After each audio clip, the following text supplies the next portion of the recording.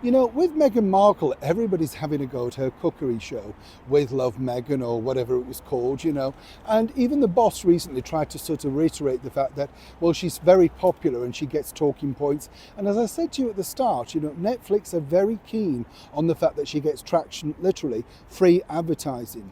Everybody talks about them. Now, over here, of course, they've got the ridiculous TV drama Adolescence, the one that now focuses on a white working class boy being the real problem of a social media scourge, right? They just literally changed the gender and changed, of course, the entire, background of the person. But of course, Netflix, once again, very wokey, very right on. You get the picture. Normally, one might suggest a very good home for somebody like Meghan Markle. But here's where it gets really interesting, because in fact, you can tell that Netflix are not that keen on Meghan herself. Let me explain. Morning, how are you? I'm all right, thank you. Nice to have your company today. Welcome one and all brand new subscribers to the show. Do get involved, do be polite, please don't swear, and more importantly, don't fall out with each other. We're a friendly bunch and we like to have nice sort of debatable chats. It's, for people out there that just want to not feel too alone, and more importantly, just keep into touch with what's happening in the world today or not. It can be nostalgia, it can be news, it can be royals. There's plenty of choices on this channel for whatever you'd like to look at. A lot of people say to me, Neil, you just do all of these royal stories. There are other stories. It's where your finger falls. That's all I can say. Back though to your story of the day. This, as I say, was a very clever move by Netflix indeed. This is simply because, of course, when you think about it, Meghan Markle desperately wanted to be. And look at this. This is the thing that a lot of people haven't noticed. When it was Prince Harry's, polo thing, right? They were both executive producers. On the credits, they were both executive producers. On Meghan's, of course, she is Meghan, Duchess of Sussex, executive producer.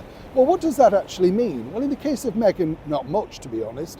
What happens is, they make the program and then you sit down with an editor, and if you don't like something in particular, it might be a shot or a voiceover. And we already know she had to add in voiceovers because there was so little content to be able to stretch it out. What people don't realise, again, which is fascinating, that Netflix have done is there's no real length to the programmes. They all are sort of choppy lengths, I think one of them's about 28 minutes, another one's about 34, so it's not an assigned programme. And this is truly because they couldn't find a way of fleshing it out anymore. It was as thin as already some of the things she was cooking. You get the picture. So why was she executive producer? Well, that's part of the deal. When they signed on, she had to be billed as an executive producer, which means you also get a little bit more money. Don't forget that. But the bigger picture, the bosses really, what they're thinking is, and this is the problem, you cannot complain about the backlash of your program because, quite frankly, you agreed to it. You made it and you signed it off. And this will be the thing that if he tries to kick back and say, I'm unhappy, the critics have had a go, etc., etc. There's nothing Meghan Markle can do about that. She signed this program off and, according to the source, sat down and watched them all in their entirety. One or two adjustments, but nothing really radical.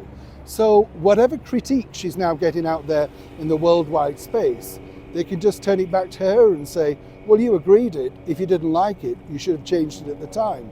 And that's apparently what's really infuriating Meghan. Behind the scenes right now, there's lots of choice cuts, editing and voiceovers being added into this fake second season. Either way, it's set to be another interesting ride. Neil Sean in the very heart of London.